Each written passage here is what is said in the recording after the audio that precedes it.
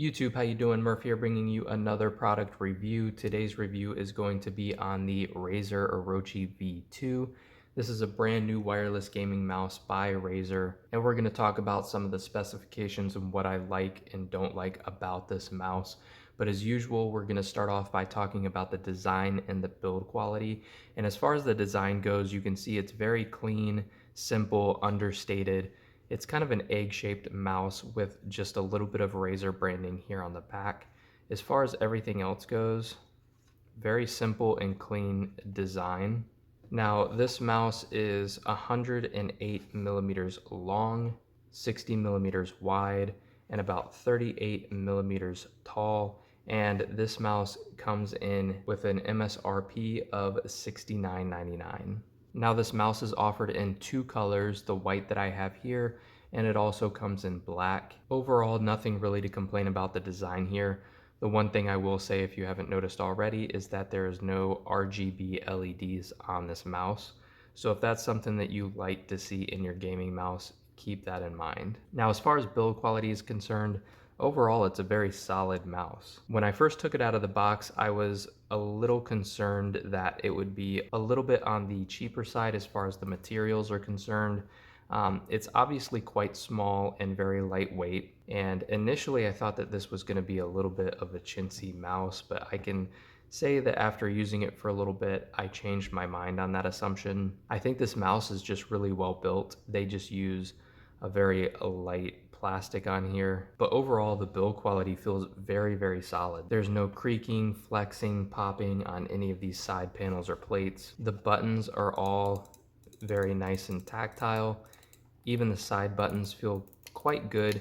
They're a little on the mushier side. They are not bad at all, especially taking into consideration the price range of this mouse. It's a little softer, especially this mouse 5 button right here in the back. Again, not anything too bad, but I do want to point that out. Overall, I have really nothing bad to say about the design or build quality of this mouse. Everything looks and feels very, very good. Now, as far as the specifications for this mouse go, it is a wireless only mouse. You can see that there is no place for a USB wired connection. And to access this battery port, you just pull up here in the back and this back plate just kind of pops right off.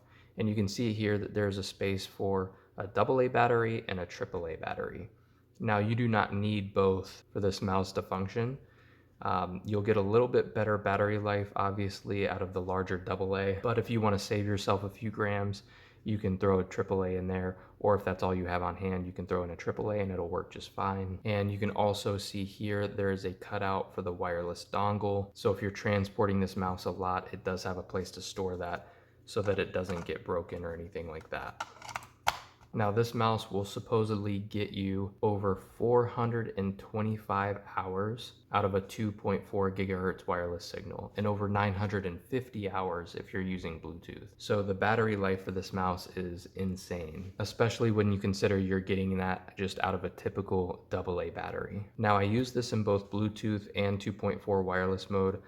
Obviously, the performance is going to be a little bit better out of that 2.4 gigahertz wireless signal. So if you have an open USB port, that is definitely what I would recommend using, but do be aware that it has Bluetooth functionality, and I really had no issues out of either one. This uses Razer's optical sensor, and it has a max sensitivity of 18,000 dpi, which is quite good.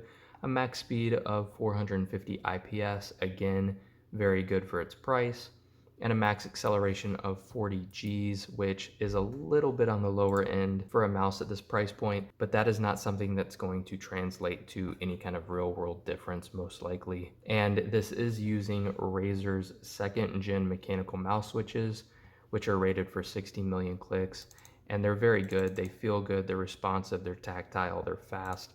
They're based off of a more well-known kill switch that is also very good. And so there's really no complaints there. Just to give you a little bit of a sound test of what you can expect out of this mouse, this is mouse 1,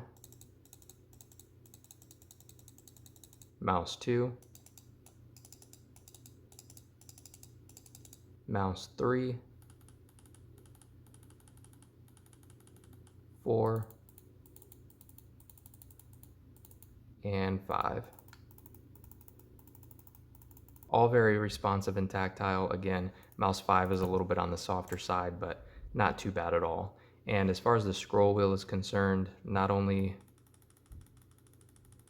does it have a nice crisp click to it, but it's also got individual steps in the scroll wheel that you can feel in between. So if you're trying to swap to a certain weapon in game really quickly or something like that, and you know you have to go like 3 steps down, it's very easy to use and feels very, very good. Now we know what the specs say on paper, but how did that translate to actual gaming experience? It actually translated pretty well. I had no real issues using this mouse. Now, to be fair, this is not a mouse that I would typically go for. Typically, I'm not a fan of these mid-hump egg-shaped mice. Also, even a wireless mouse, I would typically use it in wired mode unless I'm doing something strictly productivity related, surfing the web or something like that. It's also a little bit on the smaller end, and because of that, I had just a little bit of issues hitting mouse 4 and 5, especially 5. You can see here I kind of have to bring my thumb all the way back to hit that button. But overall, I had a pretty good gaming experience with it, and I did pretty well using this mouse. Now this mouse does use the Razer Synapse software, and fortunately Razer has some of the best software out there for gaming peripherals, and it's no different in this case. As you can see here, once you pull it up, you're gonna see your devices here, and if you click on the Orochi V2, these are gonna be your options. You can customize your macros here. You can come to performance and change your DPI settings as well as your polling rate. You can also calibrate it to a certain mouse surface or change the tracking distance. And here's your power mode for wireless, just in case you want to save a little bit of power by lowering the amount of time it takes to enter sleep mode or anything like that. And the one thing that you do see missing here that is typically on other Razer products is obviously the RGB functions, because this mouse doesn't have any LEDs again. So everything here is going to be very easy to change. I really like the Razer Synapse software. It's very easy to use and customizable. So who would I recommend this mouse for? Well, I think anyone who wants specifically a wireless mouse and something in kind of that mid-range price bracket, this would be a very good option for you, especially if you have a small to mid-size hand size, which brings me to who I would not recommend this for. Anyone who wants a wired option obviously shouldn't buy this mouse because there isn't even an option to do that. Also, if you have a larger hand size, you might have a little bit of difficulty with this mouse. I have what I would consider a pretty average hand size for an adult male, and you can see here that it's a little on the smaller side, especially if you're using a palm grip, which is actually something that I should talk about. I didn't talk about the grip styles for this mouse yet. This mouse is going to be pretty good for most grip types. Palm grip, again, if you have a little bit of a larger hand, you might have a little bit of difficulty. You can see how my fingers kind of run off the ends of this mouse here if I'm using a full-on palm grip. But claw and especially fingertip grip are probably going to really enjoy using this mouse, and you probably have a little bit more leeway if you do have a larger hand size and you play fingertip grip or something like that. You're going to have a little bit more leeway there. But if you use a strictly palm grip and you have a larger hand, you're probably going to have a little bit of issues. Maybe you should look elsewhere as well. But overall, for the price here, 70 bucks for a wireless gaming mouse with these kinds of specifications, this is a really solid option, especially if you don't need any kind of wired connection and you're looking strictly for a wireless gaming experience. This would be a great option for you, and it's definitely one that you should look into a little bit more. And it's hard to really find too many faults with this mouse. It's very good for what it is. And again, that battery life is incredible. So if you're not trying to swap out batteries very often, or if you take this on the go with you, maybe you do a lot of gaming on a laptop or something like that, but you also do a lot of like productivity work, whether it's for school or your professional life or anything like that, this would be a really good option. With that being said, that wraps up this review, guys. I hope you enjoyed it and found this video useful. If you did, hit the thumbs up button. Also, if you'd like to see other content like this, make sure you subscribe as well.